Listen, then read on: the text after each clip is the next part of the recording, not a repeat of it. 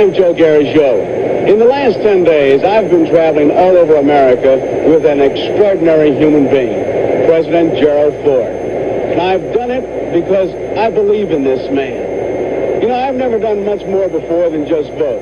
But this year, the stakes are just too high to just sit on the sidelines. So on this last night before the election, I want you to see a film about Jerry Ford. A documentary about his background, about his family, about the job he's already doing, and about his hopes for America. And then I want you to hear from President Ford himself. But before you see this film or hear from the president, somebody else has something to say about this election and about this man. Now, all America knows her, and all America loves her. It's Pearlie, Miss Pearl Bailey. I've never done this before in my life. I'm not here to judge men. The Bible says I am not to judge. But I do hope that you think before you vote. Use all the goodness within you.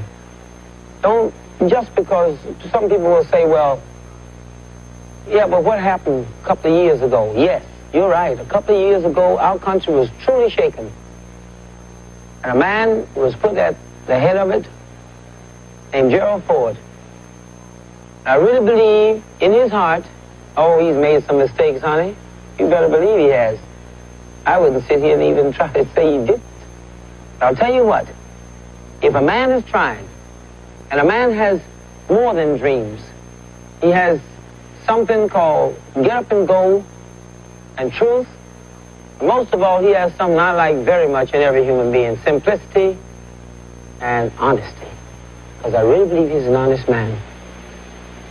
That's why I like Gerald Ford. And that's why I hope that, I don't know, please think about it. It's so important. It really is. That's a real lady. She gives you a lump in your throat. She's talking about my kind of guy.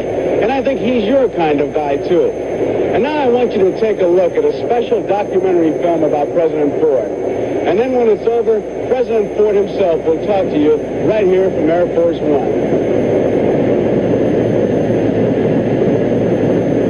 I am honored by your nomination, and I accept it.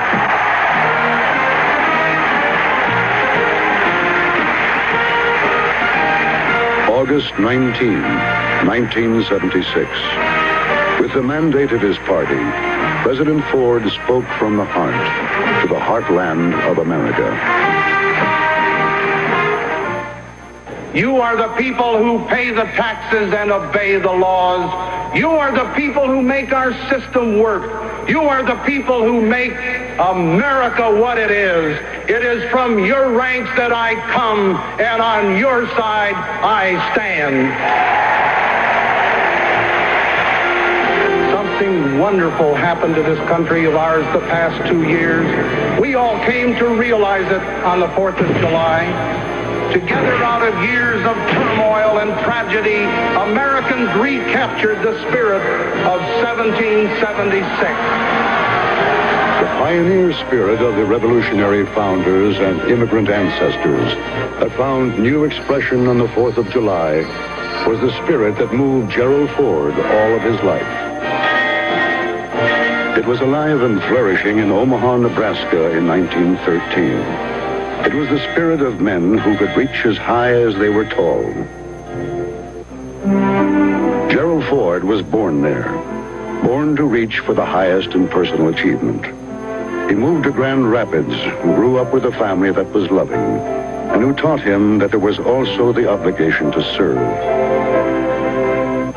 It showed in achieving the National Honor Society and in the badge of Eagle Scout.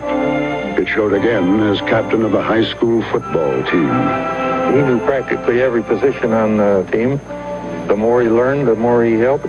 And Jerry was 100% in whatever he attempted to do, because he wouldn't go into anything and do it just half. And when the going was the toughest was when he was the best. It got tougher at Michigan, where he lettered 3 years, and where his teammates voted him most valuable player in 1934. He was a good ball player. He played on 2 undefeated ball clubs and lettered 3 years that he earned his letters. He earned. And Willis Ward earned his letter, too. In those years, some major teams would not play against black athletes. Well, when we played Georgia Tech, I was benched. It hurt Jerry Ford badly. It seemed as though as the game got started, the fellow on the other side of the line made a remark about him loving people like me. And his adjectives were not, they were bleep adjectives, so I won't use it. Whereupon Jerry and Bill Borton put a block on him that ended that fellow's participation in the game. So they came back that Monday and told me that they dedicated that block to me.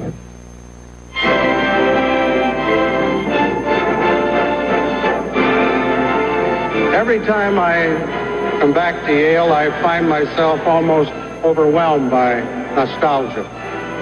It's been so long and so much has happened since I first got off the train at the New Haven station in 1935. Gerald Ford went on to Yale to become an assistant football coach. He decided on a career in law as well. That made it very difficult for him because I know very few students in the law school at that time that were doing outside activities simultaneously. It was a very rigorous schedule, a very rigorous kind of place to be, and the competition was acute. And you couldn't do outside things and still get through the law school and with high standing. And yet he did this, and he was one of the few that did. Besides Governor Scranton, this extraordinary class at Yale Law School was to produce Supreme Court Justices Stewart and White. Of the 120, 99 were Phi Beta Kappa. Gerald Ford graduated in the top third. Gerald Ford serves in combat through the decisive Pacific campaigns. One duty, manning the aft station guns. Lieutenant Ford had the qualities to prepare and the qualities to act, and this requires leadership of a very high order. The steady day-to-day work, the maintenance, the routine, that's what you have to have so that when the crisis comes, you can meet it. On this particular occasion, we were attacked by Japanese torpedo bombers. Two of them penetrated the destroyer screen and launched torpedoes. The torpedoes missed, but Ford didn't miss. He fired, and they both went down.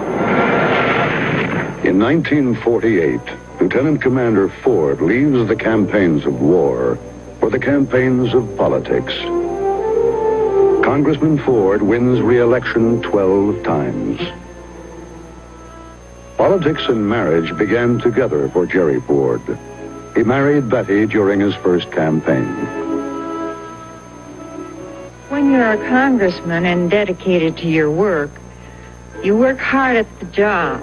And every 2 years, you work hard to keep it by campaigning. When he was home... But Jerry Ford found time for family. He had grown up in a loving environment. Together, he and Betty created another. Jerry Ford, as I knew him for 19 years in the House, was one of the most decent, honorable guys with whom I've ever had the privilege of working. He was selected by his peers as the minority leader of his party, one of the toughest juries in the world. And then when he was selected as Vice President of the United States, and there were 300 FBI people out looking at everything he'd done or said from, I guess, almost the day he was born. A thorough investigation was made by an overwhelmingly Democratic Congress, and he came through with flying colors.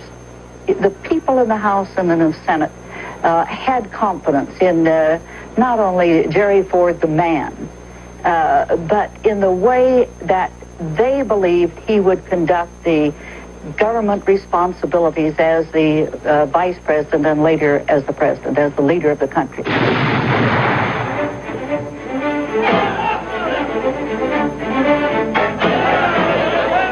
It was an hour in our history that troubled our minds and tore at our hearts. Anger and hatred had risen to dangerous levels, dividing friends and families. The polarization of our political order had aroused unworthy passions of reprisal and revenge. Our governmental system was closer to stalemate than at any time since Abraham Lincoln took that same oath of office.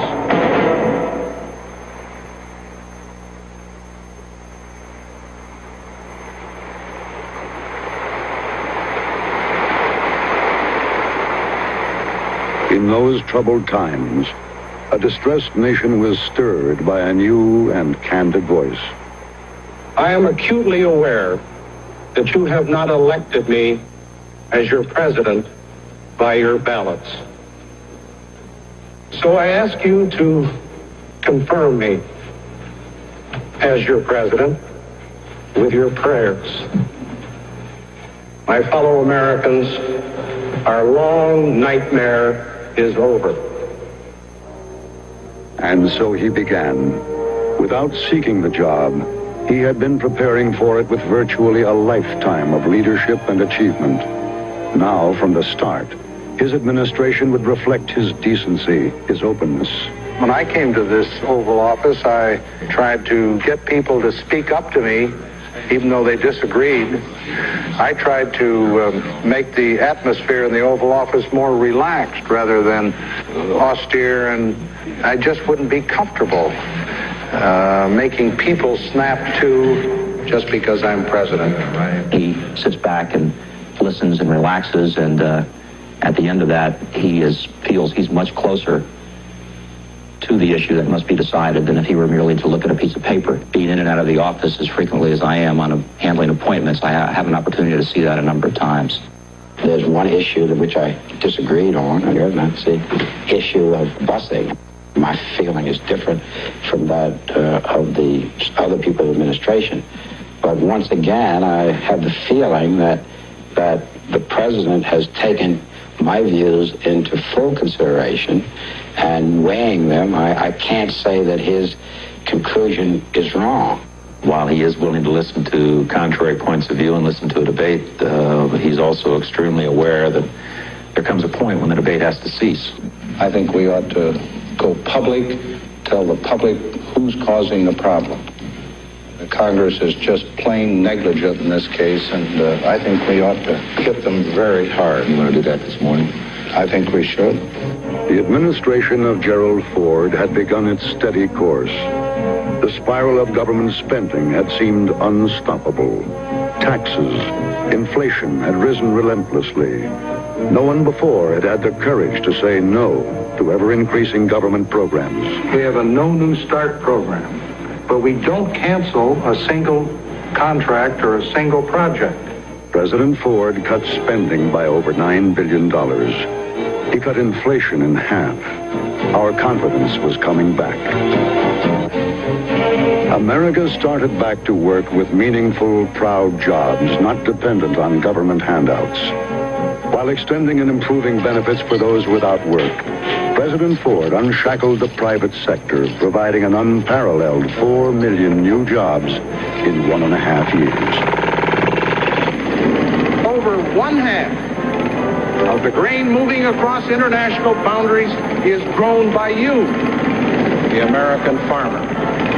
It's imperative that you maintain the freedom to market crops and to find customers wherever you can. Unfettered by government restraints, the productive capacity of the American farmer has been turned loose. Farm income has risen dramatically. America is the granary for a hungry world. Americans have learned that we cannot police every remote corner of the earth, nor fill every empty bowl. But we can be an immense influence for reason and for peace in this world in which we live. I would rather travel 1,000 miles for peace than take a single step for war.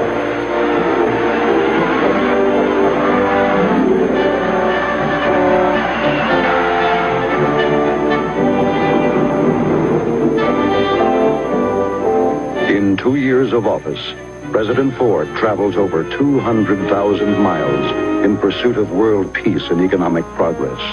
He visits 14 foreign nations, has 121 meetings with foreign leaders.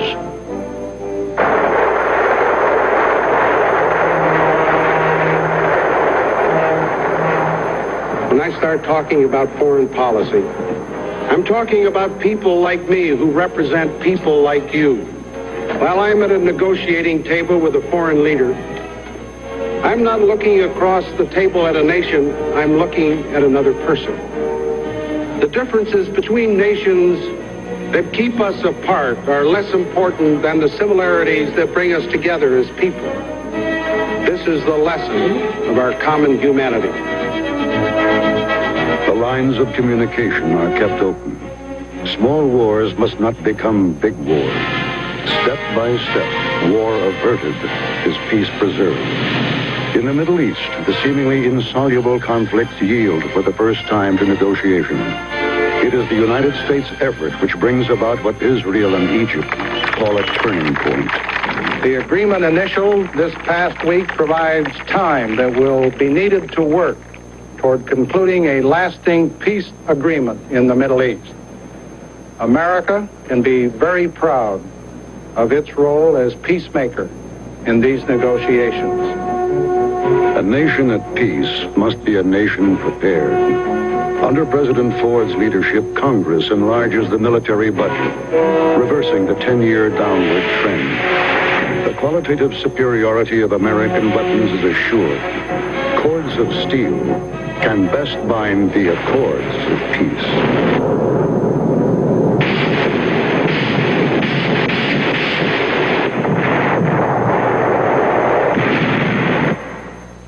President Ford has no fear for the future of this country. The America of Gerald Ford is secure, idealistic, and mature. His vision of tomorrow is as close as his own children.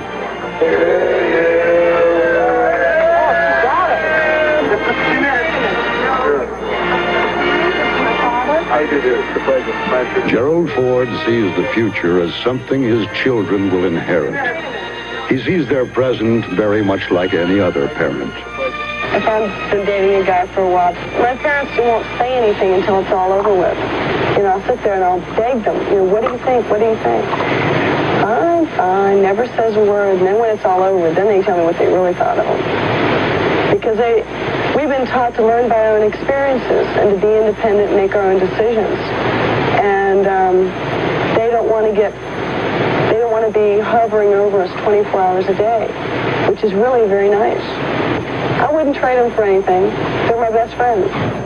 Try and communicate to as many people as possible. The man that we know as a family. It's so much easier to get up and talk off the top of your head and tell people about you because we know you than have someone throw notes in your face. I mean, it's so formal, and that's, you know, we're not formal. That's for sure.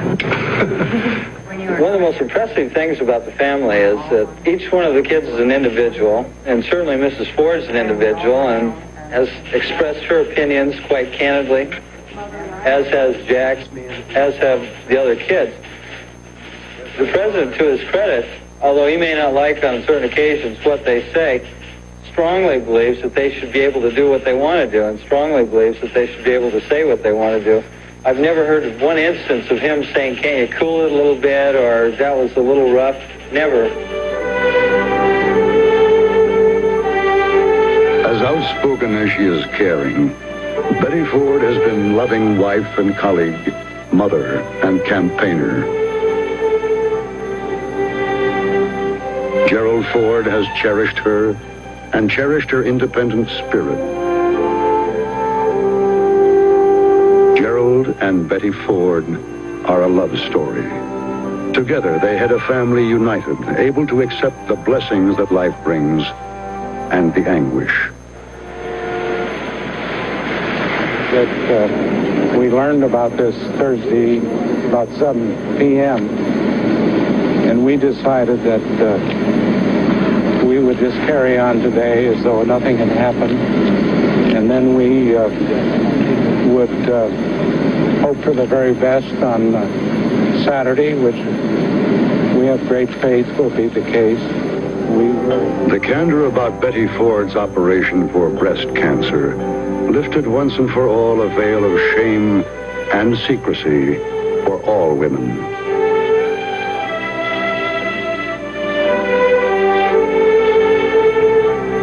The nation rejoiced with the president and his family on her recovery.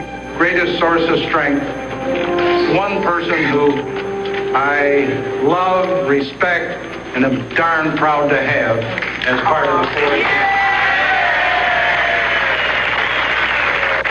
Thank you, Mr. President.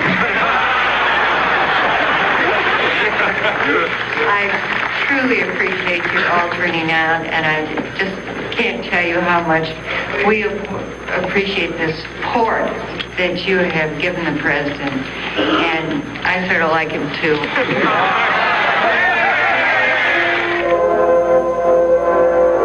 Idealism, responsibility, and strength. These principles guide President Ford.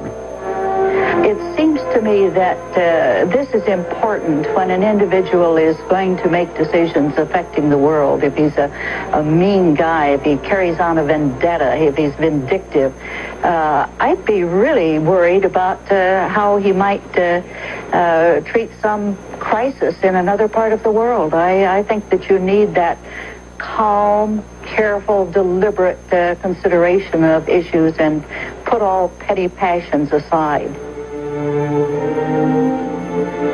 Sometimes we get the idea that to succeed you have to be expedient and you can't afford to be a man of principle. And he is such a contradiction to that prevailing attitude and image that had been coming up in the last few years. And I think it's good for people to see that you can stick by your principles and still be very successful. Traditionally, it was always the office rubbed off on the man, and I think just the reverse has happened, where the man with these tremendous principles has rubbed off in the office, and we've seen the office start to rise in prestige.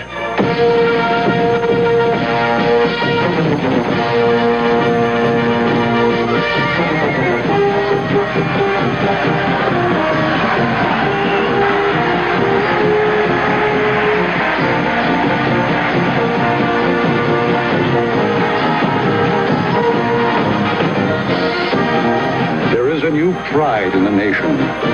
America has found itself again. He promised no more than he could deliver. He delivered all that he promised. Gerald Ford, a man of strength, a decent man, a man America can trust.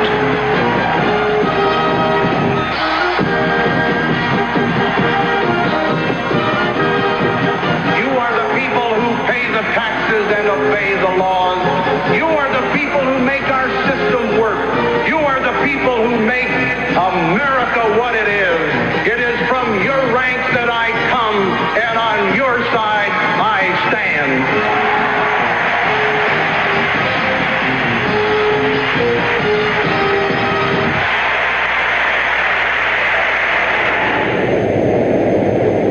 Tomorrow is a very crucial election. But tonight, America's strong, America's free, America's on the move.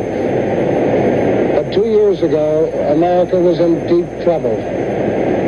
When I became president, inflation was over 12%. We were on the brink of a serious recession, the worst in 40 years. There had been a loss of trust in the White House itself. We were still involved in Vietnam. When I took the oath of office in August of 1974, I said, I have not been elected by your ballots, but I ask that you confirm me by your prayers. Those prayers really help. In the meantime, America has turned around. I put the ship of state on an even keel. I held a firm hand on the tiller for a steady course. And today, we're doing much, much better. The rate of inflation has been cut by more than 50%. The job picture is getting better. We've added 4 million more jobs in the last 18 months. 88 million people are working today. We've restored confidence and trust in the White House itself. And America is at peace.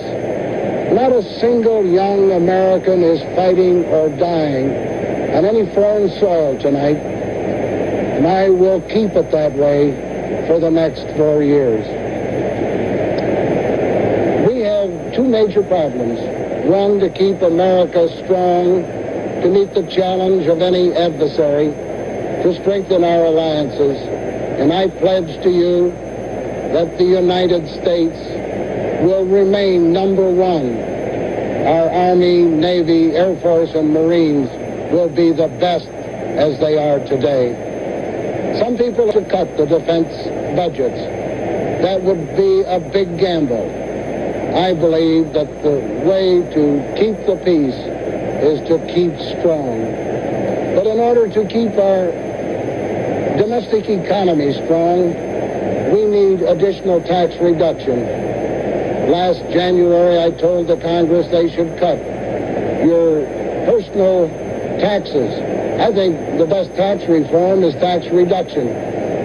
I recommended that your personal exemption be increased from $750 to $1,000. Congress didn't do its job. But on January 3rd, when Congress comes back, I'll have a tax reduction proposal on their desk so that they can give the middle-income taxpayer who has been shortchanged the kind of a tax reduction that group in our society so badly need. But in addition, we have some other problems. We'll do a better job in the next 4 years in making certain that the victims of crime are protected and that the criminal goes to jail. We'll do a better job to help our older people who have earned our respect and our support. We'll do a better job in meeting some of the problems of our major metropolitan areas. We have a lot of things to do, but we're in shape to do it now that we're over the hump of the tough last 2 years. And so we come to the final round in this election. I want your prayers as you gave them to me 2 years ago. But I would hope that you would confirm me this time by your ballots. I promise you, I pledge you, that I will not let you down. Thank you, and good night.